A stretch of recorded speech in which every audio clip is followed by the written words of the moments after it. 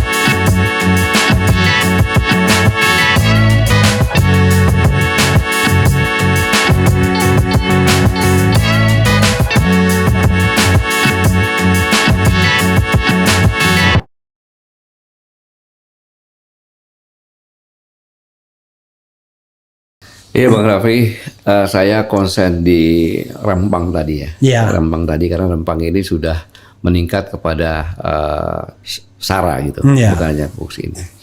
Ini salah satu kekhawatiran saya. Gitu. Apabila Rempang ini meledak, ya kemudian aparat dengan rakyat diadu dengan banyak korban, kemudian pemerintah daerah tidak mampu, pemerintah daerah minta bantuan kepada pemerintah pusat. Dan pemerintah pusat menentukan bahwa harus dilakukan darurat sipil. Apakah pemilu jadi?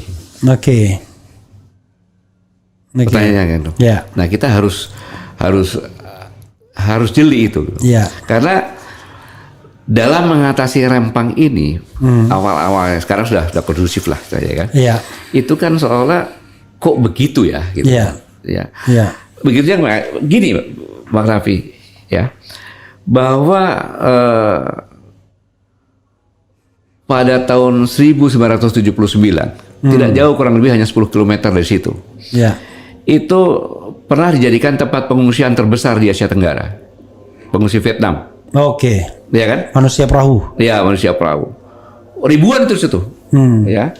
Dan pemerintah menyiapkan penampungan pemerintah yang lengkap dengan segala fasilitasnya. Gitu.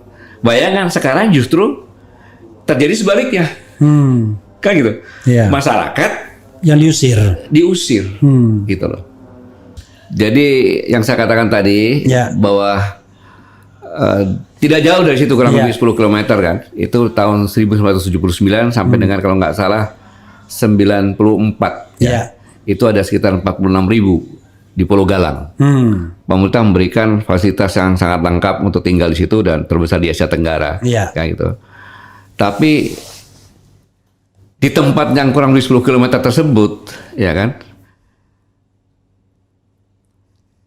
masyarakat asli tempatan di sana mau diusir, direlokasi tanpa disiapkan terlebih dahulu tempat tinggalnya. Lalu seolah menjadikan mereka masyarakat asli tempatan seolah jadi pengungsi di tanah kelahirannya dan tanah luhurnya sendiri. Ini untuk diketahui juga oleh pemerintah bahwa psikologi ini yang sangat memukul perasaan masyarakat Kampung Tua itu. Tapi kan sekarang mudah-mudahan sudah sadar pemerintah dan Kampung Tua tidak diutik-utik, kan gitu. Nah, dari sinilah saya kan meminta pada itu Pak aparat kepolisian, TNI, hilangkanlah yang bisa membuat masyarakat trauma gitu dengan pakaian militernya, pakaian apa dengan ya sama-sama rakyat sendiri kok. Orang Melayu ini kan orangnya sopan, sabar, santun kan gitu dan penurut gitu loh. Nah, dalam hal ini yang saya sampaikan tadi, dengan saya katakan bahwa di luar Kampung Tua pun masyarakat di sana itu sebagian besar legal bukan ilegal. Karena memang HPL bisa dimintakan kayak gitu. Kan harus diberikan penjelasan. Makanya harus dibuat tim investigasi gitu. Pemerintah juga harus tegas terhadap siapapun yang terlibat dalam surat menyurat terkait lahan di Pulau Lempang di luar 16 titik itu gitu. Apa dasarnya dari pihak struktural pemerintah walaupun itu sangat tingkat ruah, apakah dia punya kewenangan dan sebagainya. Ini yang harus benar-benar ada kejelasan sehingga lama-lama terbuka gitu loh. Kondisi LSM menentang dan sebagainya kan. Pemerintah sudah punya pesan untuk investor. Ini loh, kami belum bisa menyelesaikan karena permasalahan ada seperti ini gitu. Itu yang bisa saya sarankan. Kesannya gini, pemerintah itu yang penting investor masuk dulu. Masalah belakangan, kesannya begitu. Kan namanya proyek strategi nasional, Bung Raffi, itu pasti diistimewakan. Ya kan? Waktu yang diutamakan, kayak 1 bulan, udah yang penting beres 1 bulan. Emangnya tikus di situ. Belum 1 bulan pun, bayangin tanggal 28, tanggal 7 udah gitu kan? Gitu kan. Kan belum boleh dong, kecuali tanggal 27 masih ada, kan diberi peringatan tanggal sekian. Alangkah indahnya kan? Sudah diselesaikan semuanya, dicek surat-suratnya semuanya dan sebagainya, baru dia tahu kamu akan Pak, Bapak itu, Ibu, kapan mau pindah? Saya pindah tanggal 26. Baik. Kenapa Bapak tanya begitu, Pak? Tidak, saya akan nyiapkan mobil untuk pindahan ke tempat sana. Ini tempat tinggalnya pun belum ada, ditaruh di rumah susun. Sedangkan mereka adalah masyarakat tradisional yang biasa dengan tanah kan gitu. Kemudian dia tahu cari makannya bagaimana nanti, iya kan? Kalau cuma makan sebentar, iya kalau benar, kan gitu. Kalau enggak gimana? Kan pikiran gitu boleh-boleh saja gitu. Jadi cobalah kita menjadi rakyat, menurunkan perasaan kita menjadi seperti rakyat itu, bagian perasaannya gitu. Nah, sehingga aparat pun dalam melakukan pendekatan komunikatif gitu. Karena dari teori konflik tersebut tidak boleh sama sekali menggunakan kekerasan. Iya.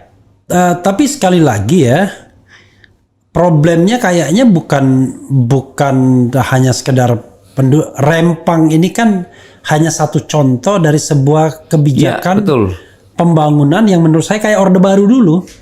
Jadi pembangunanisme. Jadi pembangunan untuk pembangunan, tapi bukan manusia menjadi pusat atau menjadi subjek dari pembangunan, tapi manusia itu sekedar jadi objek. Jadi untuk demi pembangunan manusia bisa diusir. Bahkan dikatakan siapapun yang menghalangi investasi akan dibuat susah dan lain sebagainya. Kesannya kok bukan investasi untuk rakyat, tapi investasi itu untuk nggak tahu untuk kalangan tertentu dan lain sebagainya. Jadi paradigmanya tuh Pak Gatot kalau dilihat yang muncul sekarang ini. Bu Raffi, jadi inilah yang sering saya katakan bahwa pemerintah ini seolah menjadi negara, gitu loh. Padahal pemerintah itu ditugaskan oleh konstitusi, ya, melindungi segenap bangsa. Ya. Kalau pemerintah sadar bahwa dia ditugaskan, ya kan, oleh rakyatnya dengan dipilih dan sebagainya untuk melindungi segenap bangsa, kan, dan terus tumpah tanah. Kan gitu. Dengan sumber daya yang ada kan gitu. Kemudian mensejahterakan dan mencerdaskan. Kan gitu. Maka orientasi itu manusia dulu jadi orientasi. Kan gitu. Ini kan tidak. Ini kan tidak. Gitu loh. Jadi sebenarnya sudah melanggar konstitusi paling tinggi di pembukaan Undang-Undang Dasar 45 yang dilakukan. Oh, saya tinggal di sini kok hanya orientasinya waktu, diberi istimewa. Dia punya uang, kan ya? Investor dari manapun juga yang dia punya uang, saya mau di situ, cap proyek strategi nasional, maka semua dikalahkan. Nah sekarang pembangunan itu sebenarnya untuk siapa? Pertanyaan gitu. Apakah untuk rakyat yang terus itu atau untuk siapa? Itu pertanyaan yang harus kadang-kadang dijawab. kan mirisnya begini. Ini kita pembangunan untuk negara nasional, ya kan? Tapi rakyat setempat itu harus jadi korban. Ya iya kan sekarang. Makanya saya katakan, cobalah pemerintah terbuka. Kalau ada pembangunan dikomunikasikan, bahwa kita akan bangun ini, keuntungannya begini-begini kan gitu. Saya ini dikasih tahu, kamu ini nanti saya tempatkan di sana. Kenapa tempatkan di sana? Akan ada pemikiran kamu bukan dibuatin. Jadi bukan sekedar rumah saja, tapi dikasih pancing juga di situ gitu. Ini kamu punya penghasilan sekian-sekian. Jamin kalau nggak sekian, kamu bisa minta nuntut. Kan enak seperti itu. Ini kan tidak. Ini mau dipakai, ya kan? Kamu harus geser ke sana. Tempatnya ditentukan. Bukan tempatnya dia nyari. Kan harusnya kan saya maunya di sini tidak. Gitu. Jadi mungkin perlu diluruskan. Makanya saya katakan kalau dikatakan ada PSN itu, proyek strategi nasional, apa sih strateginya kan gitu? Strategisnya apa gitu loh? Apakah kalau tanpa proyek itu negara ini akan bangkrut? Kan gitu. Diberikan penjelasan kepada masyarakat. Masyarakat pemilik loh. Masyarakat pemilik negara ini. Gitu loh. Yang memberikan kewenangan kepada pemerintah untuk memanage. Bukan untuk menyia-nyiakan. Kalau kita bicara geopolitik, Pak ya, ada yang nanya begini. Tapi Pak Gatot tetap harus menjawab pertanyaan tadi. Jangan menghindar ya. Kalaupun menghindar ya sebutkan ya kan. Kalau kita bicara tentang geopolitik, ini kan investasi ini seolah-olah kok tidak ada kajian geopolitiknya ya. Misalnya padahal kalau kita lihat jelas tuh negara seperti China itu tidak hanya sekedar investasi for the sake of economy, hanya semata-mata soal pertimbangan ekonomi, tapi dia selalu pertimbangan geopolitik kan. Bahkan investasi itu semacam invasi. Ada beberapa negara yang sudah kena debt trap, jebakan utang. Kita juga hampir kena tuh di kereta cepat misalnya. Muncul kalau tidak salah Perpres atau Kepres gitu, nanti dicek APBN lagi, ya kan? APBN ya. Iya, untuk sebenarnya dia tidak mention langsung APBN, tapi jaminan itu kan sendiri mau tidak mau kan akhirnya kan. Nah ini kan kalau seandainya something happen dengan proyek ini, maka ya jaminannya adalah negara ini, leher ibaratnya kita menyerahkan urat nadi kan, apalagi urat nadi negara ini kan APBN. Kalau sudah masuk ke jantungnya sana kan nggak bisa lagi. Karena kalau saya ingin Pak, kalau proyek kereta cepat ini kan dulunya dibuat nih ada 4 BUMN. 4 BUMN itu ada Jasa Marga, ada KAI, ada Wika, ada kemudian PTPN. Nah, 4 ini membentuk PT Pilar Sinergi Bersama. PT Pilar Sinergi Bersama inilah yang kemudian bekerja sama dengan pihak Cina, lalu buat cucunya, yaitu KCIC, Kereta Cepat Indonesia Cina. Maksudnya adalah dengan KCIC ini, something happen to KCIC, maka yang akan kena cuma PT Pilar Sinergi saja. Tapi kan pihak China tahu ini PT bodong yang nggak ada duitnya, yang cuma menampung uang dari 4 BUMN. Kalau sekarang tidak hanya soal BUMN-nya yang harus memberikan jaminan, langsung masuk kepada kebijakan pemerintahnya. Nah, kalau secara geopolitik Pak ya, misalnya investasi seperti itu, apa iya sih tidak dilihat dari sisi geopolitik, pertahanan dan lain sebagainya. Bikin pabrik kaca di sebuah pulau yang mungkin bisa akan menjadi tempat resort atau untuk deploy sebanyak mungkin tenaga kerja, dan akhirnya pulau itu hilang. Secara de facto, secara de jure masih milik kita, tapi secara de facto sudah bisa milik orang asing jadinya. Gimana Pak?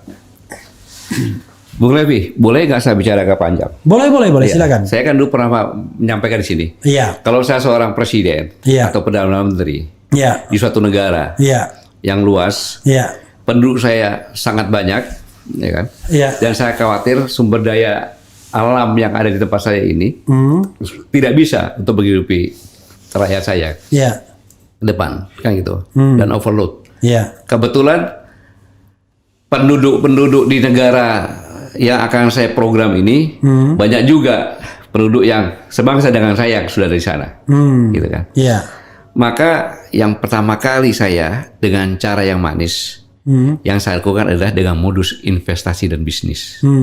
Yaitu ya pertambangan, kehutanan, perkebunan, perikanan, properti, dan lain-lainnya. Itu yang pertama kali saya galakan dulu, kan gitu. Nah kemudian simultan dengan itu, saya akan mengkondisikan negara yang saya jadi sasaran itu, kan gitu. Saya suap penguasanya, kan gitu. Sampai pusat maupun daerah. Kemudian kendalikan aparat keamanannya. Kendalikan aparat keamanannya. Ya kan? Aparat keamanan itu dalam konteks Indonesia. Ya, nah aparat keamanannya polisi, kemudian dan lain sebagainya kan gitu. Kan, tidak masuk TNI ya? Tidak masuk TNI. Kalau dia bantuan kepolisian, TNI juga. Oke. Kan gitu. Saya penegasannya di situ. Gitu kan. Kemudian habis itu buat regulasi baru. Membeli undang-undang saya katakan itu. Kalau udah segitu kan gampang gitu beli undang-undang. Kayak komisi nggak sampai 100 kok. Partai juga 7 sudah cukup kan gitu. Nah, kemudian rangkul orang-orang saya yang sudah menjadi pengusaha di negara itu. I see. Kayak rangkul semuanya, kemudian saya bentuk booster dong. Kemudian yang pro negara saya boosternya itu. Ini baik begini. Baru habis itu saya berkilah bagaimanapun juga dengan imigrasi, Menkumham segala macam udah saya atur sehingga mudahlah keluarkanlah bebas visa. Ya kan? Maka saya masuk tenaga kerja saya yang memang saya buat regulasi negara saya. Lu kerja di sana, lu balik ganti rugi. Yang besar. Kan gitu. Tapi kalau lu di sana, tinggal di sana dan bisa beranak pinak, lu akan menjadi warga negara kehormatan. Pada bagian ini saya jelaskan lagi tegaskan bahwa mereka yang dideploy ke Indonesia lah langsungnya itu diancam tidak boleh balik ke negaranya. Kalau balik ganti rugi besar. Kalau balik balik ganti rugi, tapi kalau nggak balik dapat reward. Kira-kira begitu. Gitu kan? Sehingga dia tidak punya pilihan kecuali dia stay di situ. Nah dari ini ya kan. Saya masuknya macam-macam tahapannya. Ada yang turis lah, kan gitu. Tetapi dalam tenaga kerja itu saya sisipkan para militer. Orang yang terlatih ya? Iya. Saya sudah membuat segala macamnya. Buat kamu EKTP segala macam. Saya buatlah EKTP negara yang saya kan. Kemudian saya didik mereka berdasar antropologi budaya masyarakat sini, khususnya wanitanya, supaya dia bisa menjadi kawin di sini. Saya latih itu sehingga mereka melakah dengan warga lokal, kan gitu. Baru perkuat area investasi itu menjadikan bumper atau benteng saya, kan gitu. Bangun kawasan eksklusif, kan gitu. Kemudian ada regulasi bisa diatur sendiri, mengatur sendiri, kan gitu. Kemudian saya masukkan senjata munisi bisa tidak ketahuan karena punya kewenangan sendiri di situ. Karena bisa ekspor impor itu tanpa bea cukai. Saya sudah bayar semuanya regulasinya dan resmi itu. Jangan menuduh saya nggak benar, saya sudah buat regulasinya kan gitu. Nah, saya mencari pulau-pulau yang strategis, Kalimantan, Maluku, Sulawesi, Papua. Mulailah saya kuasai pelabuhan, buat perusahaan di India, di mana segala macam, masuk untuk menguasai bandaranya segala macam, kan gitu kan. Nah setelah itu baru dengan demikian maka saya bisa memasukkan sebanyak-banyaknya. Kalau saya lihat negara Indonesia ini ada sekitar 270, ya kan, tahap pertama minimal 50 juta. Ya, terus sampai berimbang, gitu. Bangun pangkalan militer kecil, nggak ketahuan kok, dibangun di pulau-pulau luar, di Kalimantan, Maluku, sehingga dari 50 saya tingkatkan menjadi 100. Dan sebagian besar adalah tentara yang menyamar apapun dia, gitu loh. Nah, Kemudian saya membuat aturan juga. Tujuannya Pak, saya harus melindungi dong, aset saya udah banyak kok. Iya. Iya kan, saya ngeluar duit banyak, kalau nggak dilindungi gimana? Gitu. Dan saya juga harus menyelamatkan tenaga kerja saya yang bertugas di situ. Gitu. Setelah itu baru saya akan mencari tempat central of gravity dari negara. Apa itu? Ibu kota? Yes. Yang dalam jangkauan saya. Iya. Dan saya masuk di sana, tanahnya sudah saya beli, bangunannya saya beli. Jadi Anda sebagai hanya masuk ke situ, tapi itu punya saya sudah. Oke. Gitu. Saya kuasai fisik tanahnya, kan gitu. Saya bentuk pemerintahan boneka. Soft kan agresi saya? Soft nggak? Karena akses strategi saya sudah saya kuasai, baik itu ekonomi, politik, pertahanan. Bahkan budaya, sosial budaya. Iya. Baru setelah matang saya amandemen lagi undang-undangnya. Karena saya udah hampir undang-undang atau undang-undang dasarnya dia undang-undang dasar lah. Oke. Undang-undang dasar saya amandemen lagi sesuai dengan keinginan saya. Bisa itu saya. Dalam rangka puncaknya saya kuasai negaramu. Ya kan, saya kuasai Indonesia ini tanpa sebutir peluru pun sebutir peluru keluar, ya kan. Kemudian penduduk saya sudah hampir berimbang, udah 2/3, ya kan. Sistemnya udah saya buat, dan orang-orang saya yang pengalaman di daerah negara tetangga pinggiran saya itu, saya masukkan lagi ke situ, kan itu. Karena apa? Peluang karena di negara itu baru demokrasi, tapi pemudanya diam. Sudah saya tidurkan dengan mainan-mainan yang saya buat. Ditidurkan dan sebagainya di Mazer. Ya, narkoba, buzzer segala macamnya. Terakhir saya bilang, kasihan deh lu, gitu kan? Karena lu goblok, kan gitu. Maka gua bisa buat seperti itu. Lu banyak yang punya otak, tapi lu nggak bisa bekerja. Itu saya berpikiran gitu, boleh dong. Ya. Kalau udah berhasil, ya kan? Saya jadikan provinsi kayak, ya saya di internasional sih nggak ngapa-ngapain. Masih ada negara itu, dasarnya masih, tapi undang-undang dasarnya sudah bukan Pancasila lagi. Pokoknya negara itu tidak dikolonialisasi secara de jure ya, tapi secara de facto. Nah kalau udah pemimpinnya semua boneka-boneka saya, dari daerah ke bawah, ya kan? Secara politik sudah saya kuasai, ekonomi juga saya kuasai. Mau apa? Nah, ini saya kerjakan bukan 1-2 tahun, Bos. Saya proyek ini saya rencanakan 50 tahun. Dan sudah lama saya berjalan ini. Gitu. Tidak ujuk-ujuk. Karena untuk mengakuisisi perusahaan pun kan lama, apalagi negara dong ini. Gitu.